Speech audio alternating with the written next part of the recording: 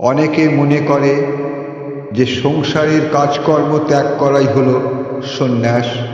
সংসারের কাজ মাত্রেই তারা বন্ধন বা দুঃখের কারণ বলে মনে করে, তাই তারা সকল রকম সংসারিক কাজই পরিত্যাজ্য মনে করে। কিন্তু তারা ভুল করে। কর্ম ত্যাগ করা নয়, কর্মফলের লোভকে ত্যাগ করাই হলো আসল ত্যাগ বা সন্ন্যাস।